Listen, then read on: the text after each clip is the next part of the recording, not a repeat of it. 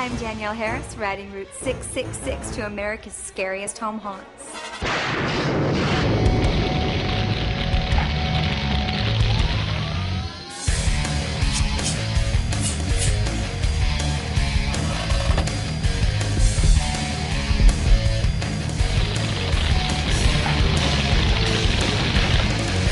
John Carpenter, director of the original Halloween, once said, "What scares me is what scares you. We are all afraid of the same things. That's why horror is such a powerful genre. That's also probably why you find such iconic figures as rotting corpses, the undead, psycho killers, lurking in so many Halloween haunts. Because they speak to our greatest fears. Our next haunt has plenty of those chills in store."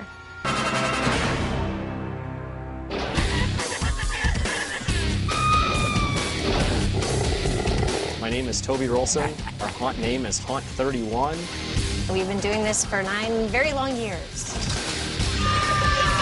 We incorporate pain and torture into our haunt, really, because it's scary. Oh yeah, I've sat on the electric chair. It's great. The haunt really wasn't inspired by any type of movie or anything like that. It really was just the love of Halloween.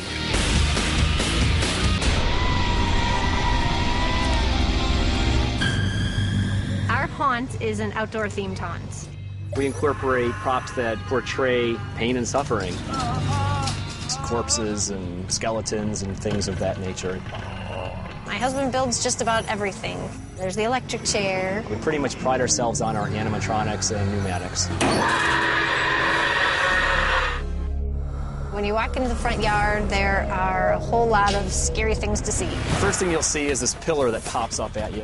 As quick as they jump out, they disappear. As you keep going, you trip another sensor, somebody jumps out to greet them.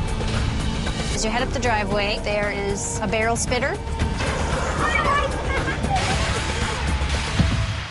The garage is kind of set up in a dungeon theme. If they go one way, they're going to see a bottomless pit. This is one of the cooler props. It's done with two-way mirrors. They'll come around the corner, they'll see the guy in a dungeon. As you walk by, the guy tries to come out at you. As you continue on out, you're back out of the garage. The guy in the coffin starts going. It probably is one of my most complicated with all the cylinders and the pumps. It actually squirts blood. The crow's pulling out his guts.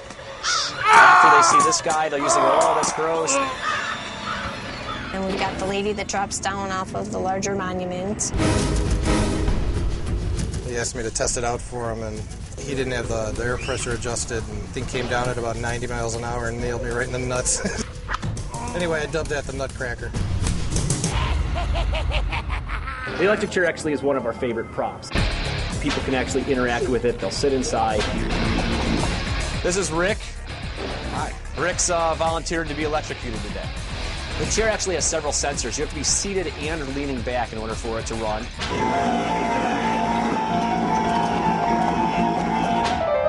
How safe can an electric chair be?